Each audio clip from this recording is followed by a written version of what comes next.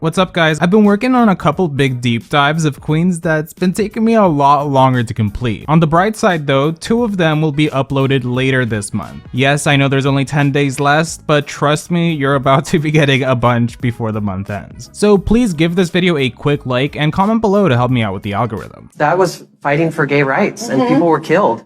Nobody was killed. It's Stonewall. Nobody was killed. In the now over 17 years and dozens upon dozens of seasons that aired, there's the queens that win big time, or those that experience the opposite by going home early or just overall not being a good fit for the format of the series. However, there's a third category of queen that's even more frustrating to watch. Those who clearly had what it takes, but for one reason or another, the show just didn't know what to do with them. Maybe they flew too much under the radar for the storytelling of a season. Maybe compared to the other contestants, they weren't considered as interesting for that given year. Or maybe producers just didn't invest in giving them a compelling narrative arc that would have resonated with the viewers in the long run. It's worth to point out that the idea of a queen not being able to fit in properly isn't always about being robbed or unappreciated. Sometimes the material that they give the editors over the course of their time on TV leaves production confused as to what exactly to make of it. This can be for a few reasons. Sometimes a queen's drag style is too conceptual or fashion forward for the typical format of the challenges. Other times, a queen might not fit the show's preferred narrative structure. For example, maybe her backstory isn't tragic enough, like having a rags to riches story or an easy digestible brand that was accompanied by attention-grabbing confessionals throughout the episodes. Even the edit plays a huge role. If producers don't highlight your wins, your growth, or your standout moments, the audience doesn't get the full picture of who you are. Like sure, maybe you did well challenge-wise, but if there isn't a compelling narrative behind it, it's almost like you didn't have a standout moment at all. Occasionally, it feels like production brings someone in because they're a strong name, a great performer, or represent a certain type of drag that they want on screen. But once the season starts, it's clear when they're having trouble figuring out how to integrate them into the overall story arc, subsequently leaving behind certain queens to sort of just float throughout the competition, getting minimal screen time or confusing critiques, and us ultimately wondering why they were ignored until their abrupt elimination. As we know, the Drag Race format is built around stories, like rivalries, redemptions, etc. If a queen doesn't naturally fit one, or the editors don't know how to build one for her, she ends up as one of these in-between cases, like a missed opportunity where on paper she clearly could have offered more to the overall conclusion of the competition, but in reality just kind of flatlined, and it became clear they weren't actually going to ever reach the point of being considered to win the crown. Now, we're gonna go over a list of queens that fall into this definition perfectly. But before we start, I wanted to talk about something very personal. Do you like having trade in your house? Well, my mornings used to be a mess. I'd wake up, stumble to the kitchen, and pour myself a cup of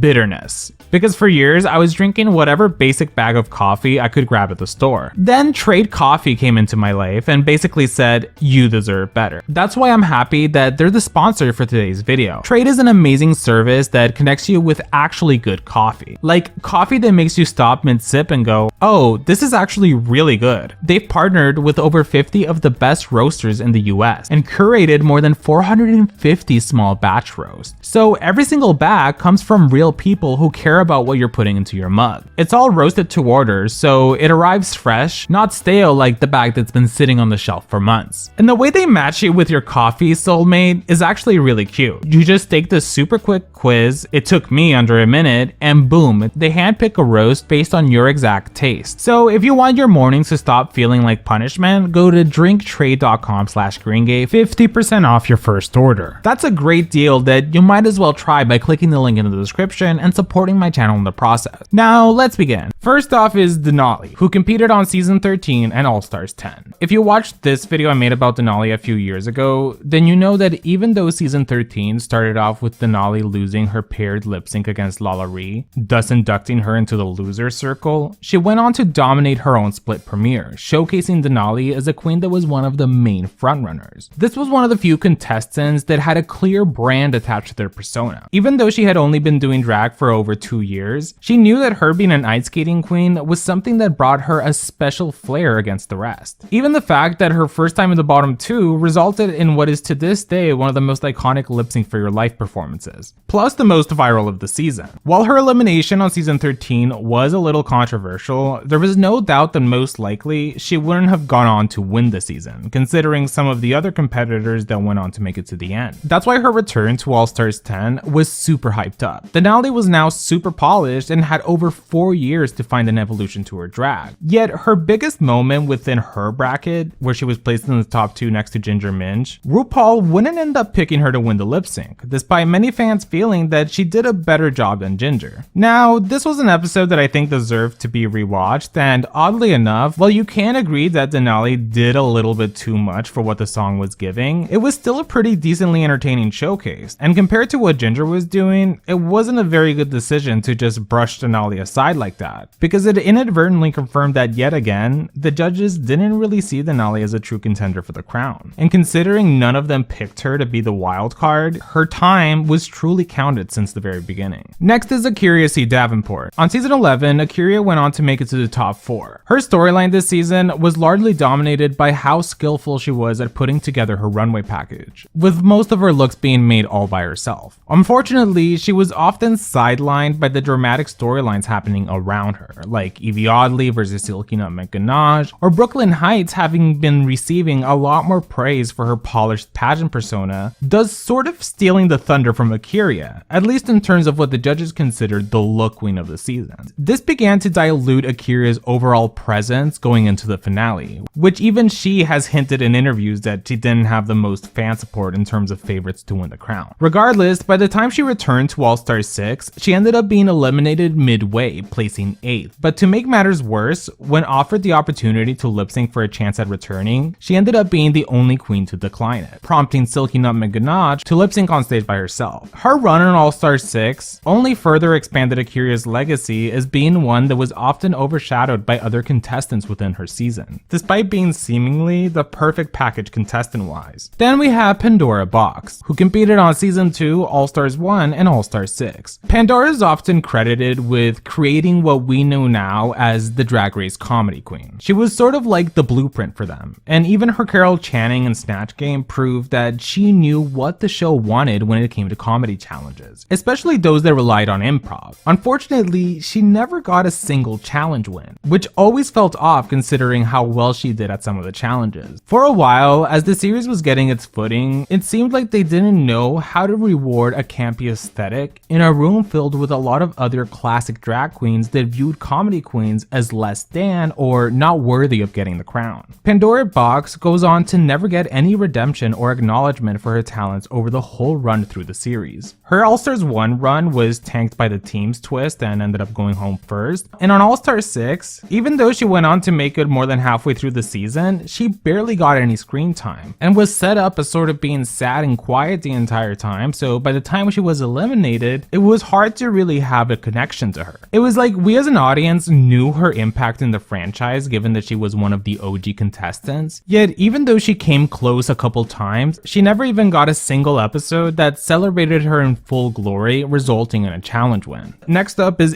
Ferrah from season 3 and All Stars 5. India is one of those queens where her most famous moment isn't even about her. The whole being lifted by Mimi on first thing completely overtook any opportunity she had to be remembered for her drag. On season 3, she went home as a stranger in the viewer's eyes. When she came back for All Stars 5, it was one of the more shocking casting decisions, considering no one really had her on their radar as a potential all-star. Regardless, it was interesting to see how it would play out. Yet, that's where things get messy, because literally on episode 1, her whole storyline starts and ends. After winning the talent show and sending home her arch nemesis Derek Barry, India goes on to consistently be up for elimination for every single episode moving forward. Since not only was she struggling to make it through the challenge, her presence on the season just felt like counted time. It was like, oh, who else is gonna be in the bottom next to India, and will she finally be sent home this time? And she did, after making it over halfway through the season, that is. Then we have Cherry Valentine from UK Season 2.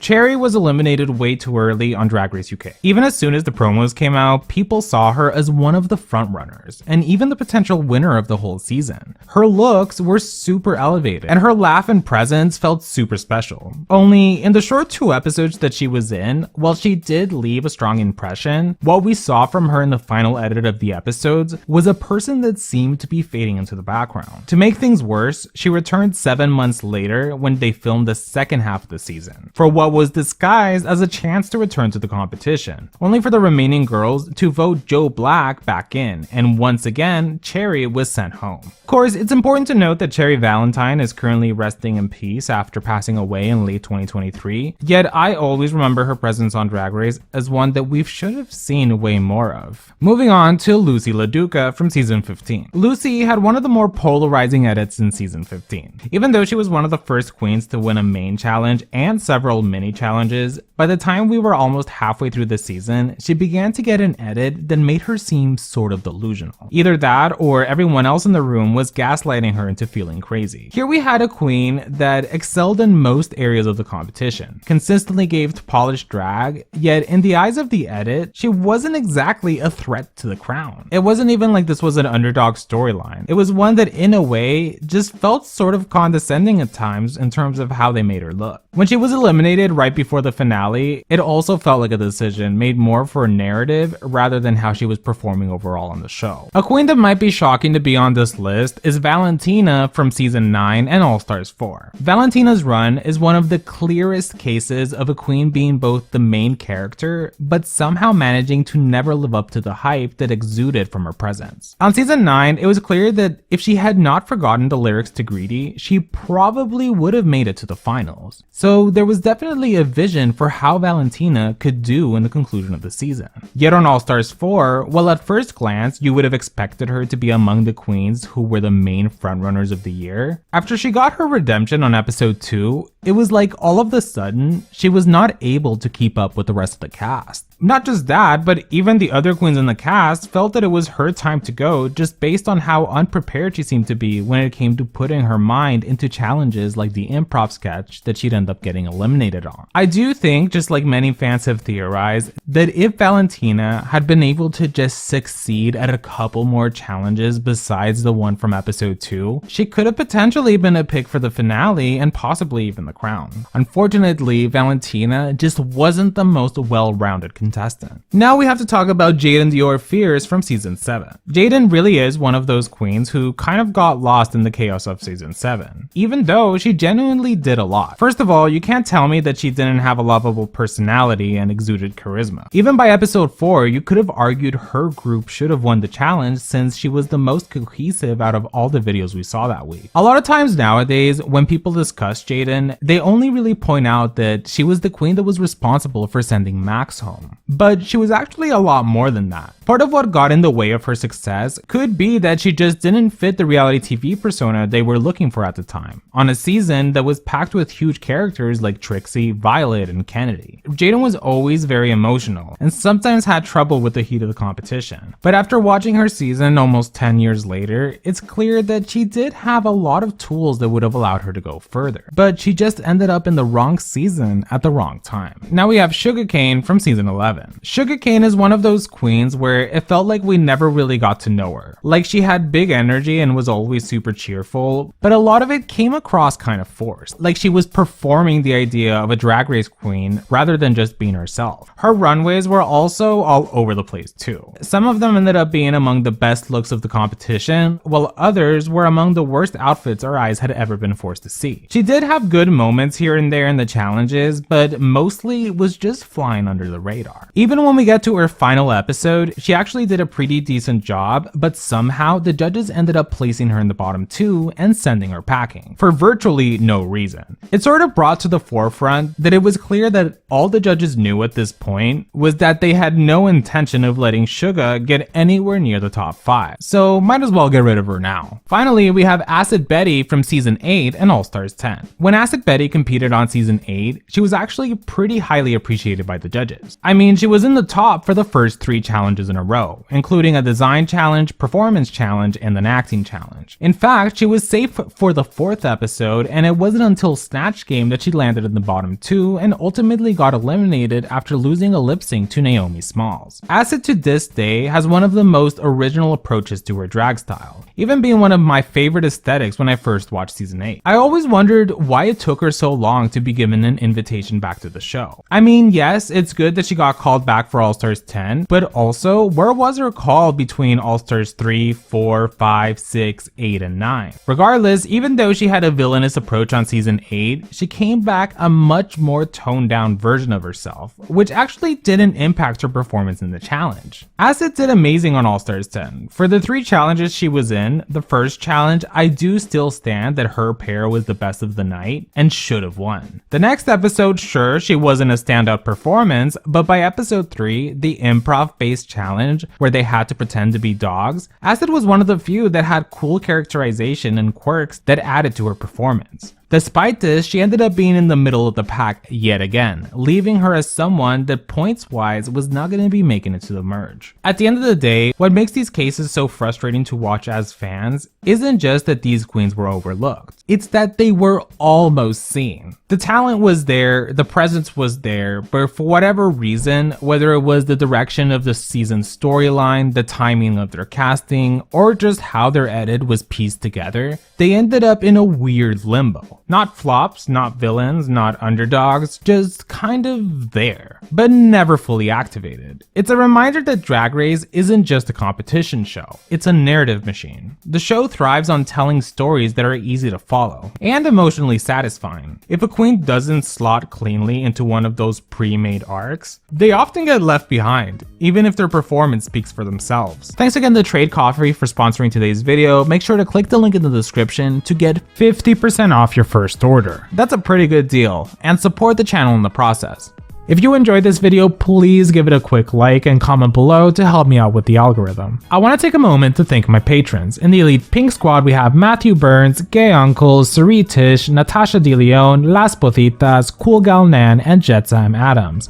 And in the Green Squad, we have Cayman Rider Furry, Edgar Allan Pup, The Only Sean, IJS, Not a Punch But a Keek, Jack Beck, Bashir with the Good Beard, Galeria Gomez, Sarah G, Boiled Peanut, Max Whale, Olivia Marr, Dea, Scarlet Rose, Niall O'Hearn, and Michael Alsante. If you'd like to see your name on the screen, you can support me on Patreon. The link will be in the description. Thank you so much for watching this video, and get ready for more.